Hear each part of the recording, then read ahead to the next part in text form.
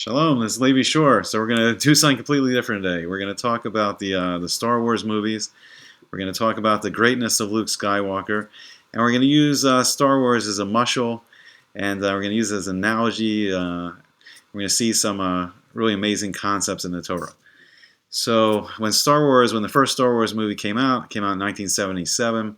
I was 9 years old, and yeah, it's just like it overwhelmed me as a kid. It blew me away. I was just fascinated with this movie when I saw it, and right, so you couldn't immediately get like a videotape of it. You couldn't get a DVD of it, and so what I had is I had this record album. I don't know if anyone remembers the record album. Some people do, some people don't. They were these big black circles, and you put it on a record player, and it had like all the dialogue from the movie, and I just listened to that again and again until finally you could get a copy of it and see it. So so I'm looking back now, like why did it really affect me? And it's interesting because I looked at it very differently when I was a kid. So Episode 4, The New Hope, the first Star Wars movie.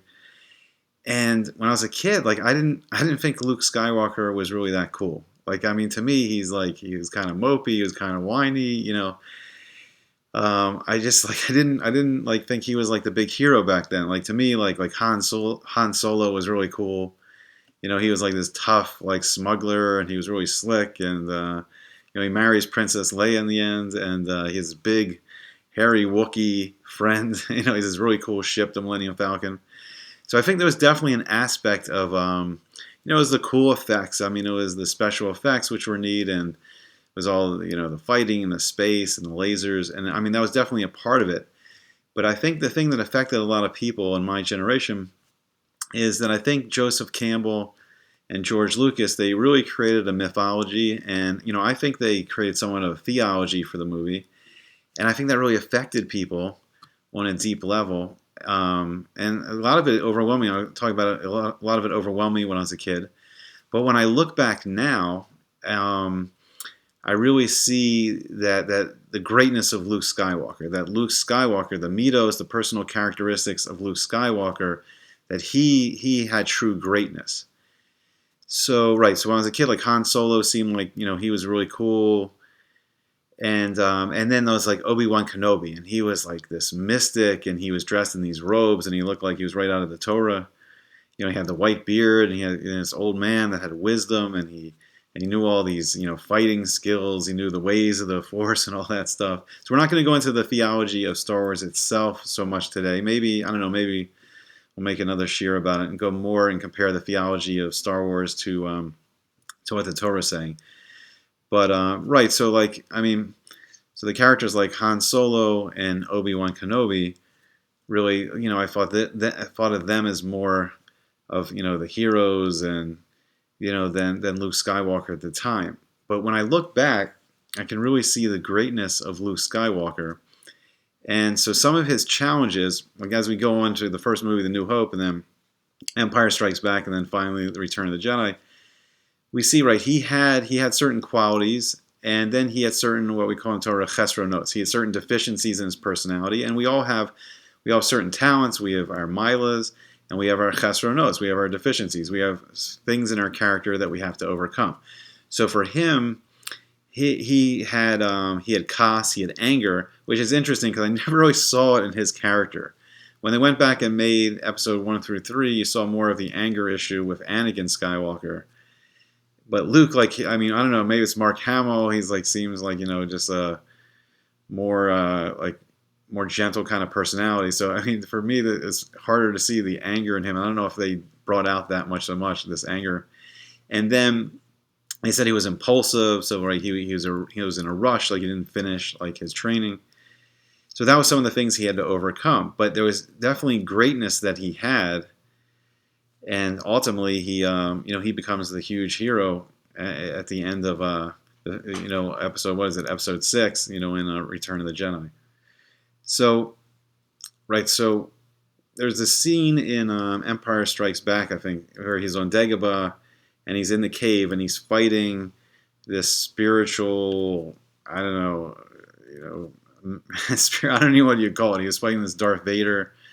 But really, in a sense, what he was fighting is he was fighting his own Yetzer Hara. He was fighting his own evil impulse. and his fear, and I think that was also part of it, like the fear. Their thing was that the fear leads people to. The fear leads people to, there's fear and the anger, and that leads people to what they're calling the dark side. And I think there's some reality to that. That if we don't have the bitachon, if we don't have the confidence that Hashem's taking care of us, and even we need a little bit of like our own bitachon, that things are going to work out. Like we do, we put in the effort, and then it's going to work out. If we do the right thing, it's going to work out.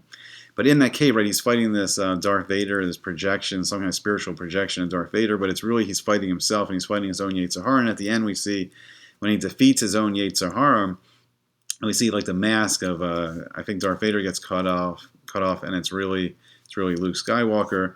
So he's fighting his own Yetzer Hara. He's fighting his own fears about turning into like an evil person, and so it's really interesting. I mean, so right, these concepts were. I mean, I was very young, and these concepts were really. It was overwhelming. I think right, one of the most shocking things. Like I remember, like in Empire Strikes Back, when Darth Vader says, "Oh, I'm your father," and like I remember me and my friends talking about this, and that was just.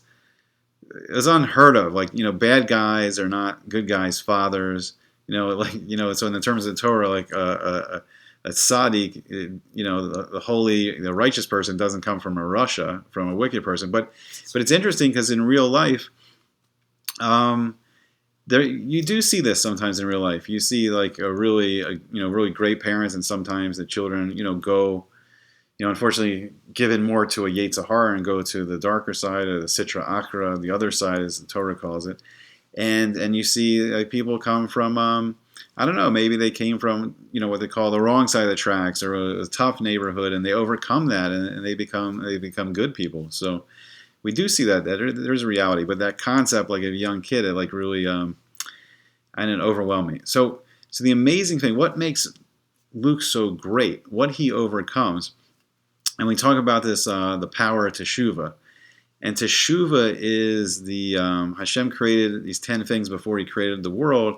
And one of them was Teshuvah, the ability to return back to Hashem, because we're going to make mistakes. There's chet, avon, there's pesha, there's different ways, like we accidentally do avera. Sometimes we don't know that doing something wasn't avera, it was transgressing what Hashem wanted, or we just get confused, or chas v'shalom, sometimes we willfully say, I want to do this, I don't care that, Hashem doesn't want me to do that. And Hashem created a pathway back, a path to Teshuvah, where first we regret what we did, and and then we say, oh, I'm not going to do this again, and then we say I did that, but I don't want to do it again, and we make a resolution within ourselves to not do this anymore. And Teshuvah has an amazing power that Teshuvah can turn bad back into good. Like if you can overcome the Yetzer Hara, if you can overcome that evil impulse and completely defeat it, you can actually turn bad into good. And that is some of the power of the character of Luke Skywalker. And he goes, when he finds out Darth Vader is his father, the fascinating thing is right now he's tempted to give in to what they're calling the dark side, or the Sitra Achra, or the Yetzer Hara, and give into those evil impulses. And they were offering him temptations of power and kavod, fame, and wealth, and like he would join the empire, and he would go to the dark side, and he could rule with them. So he could it was very simple. He could just follow his father into that path, and he would get all these things of like honor and wealth and power. But the amazing strength of him is that he resisted that. So that itself is what the Torah calls Gavora, a person that can defeat their own desires and the Yetzer Hara. That's a strong person.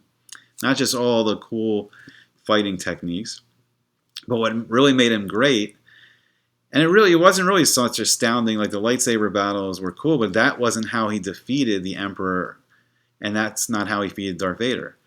But, right, so he resisted the temptation of what they were offering him. But the amazing thing that he did is that he wasn't fighting just to defeat the Emperor, just to defeat the Empire, which he did want to do. He wanted to fight against evil. But the thing that was incredible is that he wanted his father to do Teshuvah. He wanted to touch Anakin, the heart of Anakin, and get him back again. And that's the incredible thing that Luke Skywalker did. He wasn't just fighting. He wasn't just fighting against the Emperor. He was fighting to get Anakin Skywalker back. He was fighting for his dad, to get his dad back. He was fighting for his dad to do Teshuvah. And that is the amazing greatness of Luke Skywalker. And that's the power of that character, that he wanted to help his father do Teshuvah, and he was successful. And then by that act, by reaching the heart of his father and getting his father to turn away from evil, then Darth Vader, or Anakin now, is actually the one that destroyed, the Emperor, that throws Emperor Palpatine into the nuclear fusion chamber, whatever it was. But it was almost like this hole going down to Gehenna. It's very reminiscent of in Parsha Korach, where the ground opens up and they go right to Gehenna, and it's like this hole going down to Gehenna.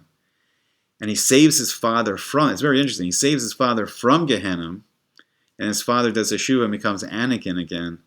And then by his father doing Teshuvah, that's actually what saves them all and defeats the Empire. So, I don't know, it's interesting just to look at Star Wars. Maybe we'll do a little more of these and talk more about the theology of Star Wars and how that compares to the Torah.